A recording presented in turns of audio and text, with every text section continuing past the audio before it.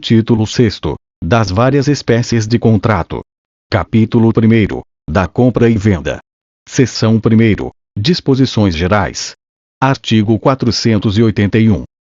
Pelo contrato de compra e venda, um dos contratantes se obriga a transferir o domínio de certa coisa, e o outro, a pagar-lhe certo preço em dinheiro. Artigo 482. A compra e venda, quando pura, considerar-se-á obrigatória e perfeita, desde que as partes acordarem no objeto e no preço. Artigo 483. A compra e venda pode ter por objeto coisa atual ou futura. Neste caso, ficará sem efeito o contrato se esta não vier a existir, salvo se a intenção das partes era de concluir contrato aleatório. Artigo 484. Se a venda se realizar à vista de amostras, protótipos ou modelos, entender-se-á que o vendedor assegura ter a coisa as qualidades que a elas correspondem. Parágrafo único. Prevalece a amostra, o protótipo ou o modelo, se houver contradição ou diferença com a maneira pela qual se descreveu a coisa no contrato. Artigo 485. A fixação do preço pode ser deixada ao arbítrio de terceiro, que os contratantes logo designarem ou prometerem designar. Se o terceiro não aceitar a incumbência, ficará sem efeito o contrato, salvo quando acordarem os contratantes designar outra pessoa. Artigo 486. Também se poderá deixar a fixação do preço à taxa de mercado ou de bolsa, em certo e determinado dia e lugar. Artigo 487. É lícito às partes fixar o preço em função de índices ou parâmetros, desde que suscetíveis de objetiva determinação. Artigo 488. Convencionada a venda sem fixação de preço ou de critérios para sua determinação, se não houver tabelamento oficial, entende-se que as partes se sujeitaram ao preço corrente nas vendas habituais do vendedor. Parágrafo único. Na falta de acordo, por ter havido diversidade de preço, prevalecerá o termo médio. Artigo 489. Nulo é o contrato de compra e venda, quando se deixa ao arbítrio exclusivo de uma das partes a fixação do preço. Artigo 490. Salvo cláusula em contrário, ficarão as despesas de escritura e registro a cargo do comprador, e a cargo do vendedor as da tradição. Artigo 491. Não sendo a venda a crédito, o vendedor não é obrigado a entregar a coisa antes de receber o preço. Artigo 492. Até o momento da tradição, os riscos da coisa correm por conta do vendedor, e os do preço por conta do comprador. Parágrafo 1. Todavia, os casos fortuitos, ocorrentes no ato de contar, marcar ou assinalar coisas, que comumente se recebem, contando, pesando, medindo ou assinalando, e que já tiverem sido postas à disposição do comprador, correrão por conta deste. Parágrafo 2. Ocorrerão também por conta do comprador os riscos das referidas coisas, se estiverem em mora de as receber, quando postas à sua disposição no tempo, lugar e pelo modo ajustados. Artigo 493. A tradição da coisa vendida, na falta de estipulação expressa, dá-se-á no lugar onde ela se encontrava, ao tempo da venda. Artigo 494. Se a coisa for expedida para lugar diverso, por ordem do comprador, por sua conta correrão os riscos, uma vez entregue a quem haja de transportá-la, salvo-se das instruções dele se afastar o vendedor. Artigo 495. Não obstante o prazo ajustado para o pagamento, se antes da tradição o comprador cair em insolvência, poderá o vendedor sobrestar na entrega da coisa, até que o comprador lhe dê caução de pagar no tempo ajustado. Artigo 496. É anulável a venda de ascendente a descendente, salvo se os outros descendentes e o cônjuge do alienante expressamente houverem consentido. Parágrafo único. Em ambos os casos, dispensa-se o consentimento do cônjuge se o regime de bens for o da separação obrigatória. Artigo 497. Sob pena de nulidade, não podem ser comprados, ainda que em asta pública. Inciso 1º pelos tutores, curadores, testamenteiros e administradores, os bens confiados à sua guarda ou administração. Inciso 2º pelos servidores públicos, em geral, os bens ou direitos da pessoa jurídica que servirem, ou que estejam sob sua administração direta ou indireta. Inciso 3º pelos juízes, secretários de tribunais, arbitradores, peritos e outros serventuários ou auxiliares da justiça, os bens ou direitos sobre que se litigar em tribunal, juízo ou conselho, no lugar onde servirem, ou a que se estender a sua autoridade. Inciso 4º pelos leiloeiros e seus prepostos, os bens de cuja venda estejam encarregados. Parágrafo único. As proibições deste artigo estendem-se à seção de crédito. Artigo 498. A proibição contida no inciso 3º do artigo antecedente não compreende os casos de compra e venda ou cessão entre coerdeiros, ou em pagamento de dívida, ou para garantia de bens já pertencentes a pessoas designadas no referido inciso. Artigo 499. É lícita a compra e venda entre cônjuges, com relação a bens excluídos da comunhão. Artigo 500. Se, na venda de um imóvel, se estipular o preço por medida de extensão, ou se determinar a respectiva área, e esta não corresponder, em qualquer dos casos, às dimensões dadas, o comprador terá o direito de exigir o complemento da área, e, não sendo isso possível, o de reclamar a resolução do contrato ou o abatimento proporcional ao preço. Parágrafo 1. Presume-se que a referência às dimensões foi simplesmente enunciativa, quando a diferença encontrada não exceder de 1/20 da área total enunciada, ressalvado ao comprador o direito de provar que, em tais circunstâncias, não teria realizado o negócio. Parágrafo 2. Se em vez de falta houver excesso, e o vendedor provar que tinha motivos para ignorar a medida exata da área vendida, caberá ao comprador, à sua escolha, completar o valor correspondente ao preço ou devolver o excesso. Parágrafo 3. Não haverá complemento de área, nem devolução de excesso, se o imóvel for vendido como coisa certa e discriminada, tendo sido apenas enunciativa a referência às suas dimensões, ainda que não conste, de modo expresso, ter sido a venda ad corpus. Artigo 501. Decai do direito de propor as ações previstas no artigo antecedente o vendedor ou o comprador que não o fizer no prazo de 1 ano, a contar do registro do título. Parágrafo único. Se houver atraso na emissão de posse no imóvel, atribuível ao alienante, a partir dela fluirá o prazo de decadência. Artigo 502. O vendedor, salvo convenção em contrário, responde por todos os débitos que gravem a coisa até o momento da tradição. Artigo 503.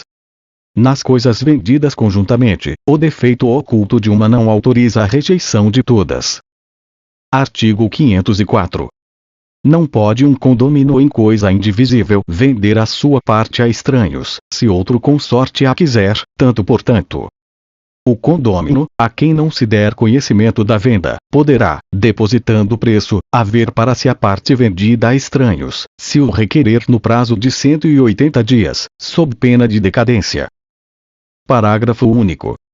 Sendo muitos os condôminos, preferirá o que tiver benfeitórias de maior valor e, na falta de benfeitórias, o de quinhão maior.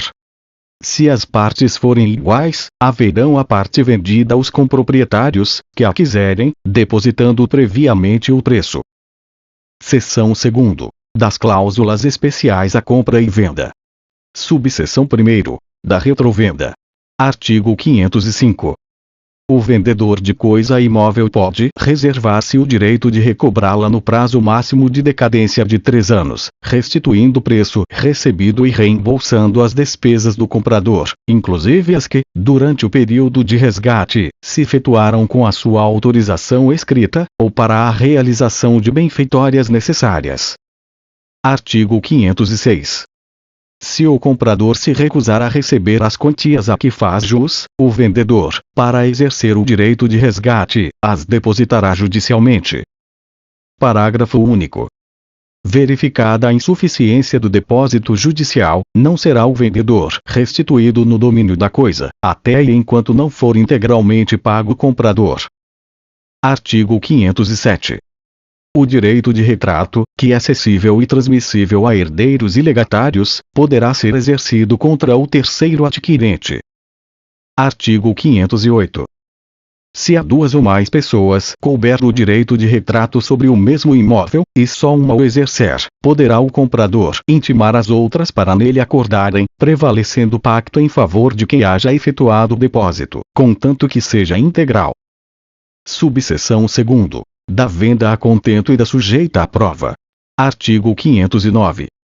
A venda feita a contento do comprador entende-se realizada sob condição suspensiva, ainda que a coisa lhe tenha sido entregue, e não se reputará perfeita, enquanto o adquirente não manifestar seu agrado. Artigo 510. Também a venda sujeita à prova presume-se feita sob a condição suspensiva de que a coisa tenha as qualidades asseguradas pelo vendedor e seja idônea para o fim a que se destina. Artigo 511. Em ambos os casos, as obrigações do comprador, que recebeu, sob condição suspensiva, a coisa comprada, são as de meio comodatário, enquanto não manifeste aceitá-la. Artigo 512. Não havendo prazo estipulado para a declaração do comprador, o vendedor terá direito de intimá-lo, judicial ou extrajudicialmente, para que o faça em prazo improrrogável. Subseção 3º. Da preempção ou preferência. Artigo 513. A preempção, ou preferência, impõe ao comprador a obrigação de oferecer ao vendedor a coisa que aquele vai vender, ou dar em pagamento, para que este use de seu direito de prelação na compra, tanto portanto. Parágrafo único. O prazo para exercer o direito de preferência não poderá exceder a 180 dias, se a coisa for móvel, ou a 2 anos, se imóvel. Artigo 514. O vendedor pode também exercer o seu direito de prelação, intimando o comprador, quando lhe constar que este vai vender a coisa. Artigo 515. Aquele que exerce a preferência está, sob pena de a perder, obrigado a pagar, em condições iguais, o preço encontrado, ou ajustado. Artigo 516. Inexistindo o prazo estipulado, o direito de preempção caducará, se a coisa for móvel, não se exercendo nos 3 dias, e, se for imóvel, não se exercendo nos 60 dias subsequentes à data em que o comprador tiver notificado o vendedor. Artigo 517. Quando o direito de preempção for estipulado a favor de 2 ou mais indivíduos em comum, só pode ser exercido em relação à coisa no seu todo. Se alguma das pessoas, a quem ele toque, perder ou não exercer o seu direito, poderão as demais utilizá-lo na forma sobredita. Artigo 518. Responderá por perdas e danos o comprador, se alienar a coisa sem ter dado ao vendedor ciência do preço e das vantagens que por ela lhe oferecem. Responderá solidariamente o adquirente, se tiver procedido de má-fé. Artigo 519.